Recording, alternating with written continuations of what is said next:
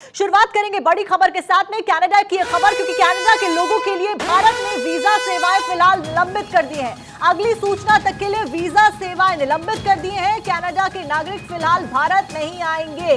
ज्यादा जानकारी के साथ में हमारी पॉलिटिकल एडिटर अदिति नागर हमारे साथ में जुड़ रही है। अदिति का रुख करेंगे। अदिति, क्या कुछ जानकारी आपके पास तल्खी फिलहाल बढ़ती हुई नजर आ रही है? देखिए, कनाडा के साथ खालिस्तान के मामले में पैदा हुआ तनाव के बीच ये बड़ा एक्शन भारत ने लिया है, जिसमें कनाडा के नागरिकों के लिए भारत ने वीजा सेवाओं को अनिश्चित काल तक के लिए बंद कर दिया। अब इस बारे में कोई आधिकारिक ऐलान नहीं हुआ, लेकिन कनाडा में वीजा केंद्रों को संचालन करने वाले BLS इंटरनेशनल ने अपनी वेबसाइट पर इसकी जानकारी दी है। इस नोटिस में लिखा गया है कि भारतीय मिशन की तरफ से भारतीय जो पूरा वो वीजा लेता है उसकी भारत सरकार की तरफ से महत्वपूर्ण सूचना ये है कि ऑपरेशनल कारणों से भारत की वीजा सेवाएं 21 सितंबर से अगली सूचना तक यानी अनिश्चित काल तक के लिए बंद रहेंगी। भारत के एक वरिष्ठ राज्य न्यायिक ने इस बात की पुष्टि भी कर दी है। और आपको ये बता दें कि इस बारे में विस्तार से जानकारी देने से अभी फिलहाल जब हमने यहाँ पर संपर्क करने की कोशिश की तो कोई कुछ पता नहीं रहा, लेकिन नोटिस में सारी बात साफ तौर पर कह दी गई है। ये पहला मौका होगा जब कोरोना काल के बाद भारत ने किसी देश के नागरिकों के लिए वीजा सेवाओं को बंद किया है।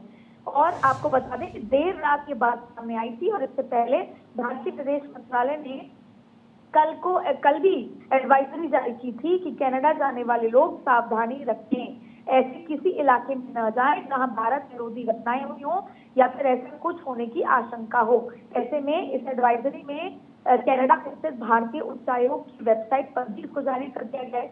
भारत ने यह भी कहा है कि कनाडा में हेट क्राइम बढ़ रहा है और वहां जाने की सावधानी बरतने की जरूरत है। भारत की एडवाइजरी में कहा गया है कनाडा में अपराध, भारत विरोधी गतिविधि और हेट क्राइम का इजाफा हो रहा है और इसके चलते आपको सलाह दी जाती है कि आप फिलहाल वहां जाने से बचें जहां भारत विरोधी घटनाएं हों।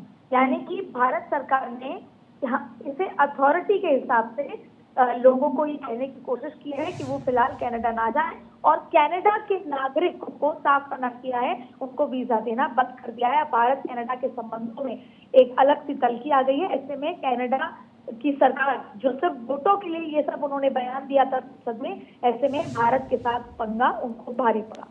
बिल्कुल अदिति, और एक तरीके से tit for tat attitude Bharat के द्वारा अपनाया जा रहा है कनाडा के लिए, जो कनाडा हरकतें कर रहा है उस बीच में कनाडा को क्या इसके बीच में फर्क पड़ता हुआ नजर आ रहा है? क्या कनाडा अपना रुख साफ करेगा दोबारा से, क्योंकि बिना किसी सबूत के आधार पर जो इल्जाम लगाए गए हैं वो बेबुनियाद है?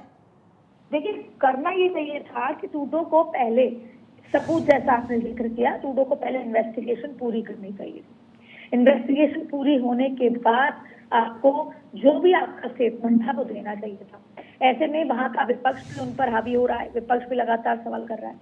और हाल ही में कनाडा के प्राइम मिनिस्टर जब दिल्ली आए थे तब भी तमाम चीजें हुई। ऐसे में सिर्फ वोट की राजनीति और वहां पर जितने जो इंडियन सिख्स हैं जो अब वहां के कैनेडियन सिटीजन हैं उनके वोटों की राजनीति को लेकर ये तमाम चीजें हो रही हैं। ऐसे में अब कनाडा के जो प्राइम मिनिस्टर हैं जाहिर तौर पर इंटरनल बातचीत उनकी खुद की चल रही है कि ये जो उन्होंने सदन में बयान दिया उससे पहले इन्वेस्टिगेशन की जरूरत है। लेकिन फिलहाल भारत से जब तक माफी नहीं मांगी जाती या उनका रुख नहीं बदलता, इस तरह की स्थितियां रहेंगी जहां भारत दो टू स्टैंड पहले भी ले चुका है और अब भी ले रहा है। और आप देखें कि पहले जिस तरीके से राजनयिक को भेज दिया गया था कनाडा के, और गैरतलब है कि कनाडा ने अब भारत स्थित उच्चायोग से अपने कुछ राजनयिक को भी वापस बुलाना शुरू कर दिया है। तो तमाम ऐसी स्थिति में माहौल दोनों ही देशों के बीच में खिंच रहा है। इस बीच में वीजा की जो तमाम जो फैसिलिटीज थी वो भी भारत ने बंद कर दी। बिल्कुल अदिति, फिलहाल तल्खी बढ़ती हुई नजर आ रही है, मामला सुलझता हुआ नजर नहीं आ रहा है। बहुत बहुत शुक्रिया अदिति आपका तमाम जानकारी दर्शकों के साथ में साझा करने के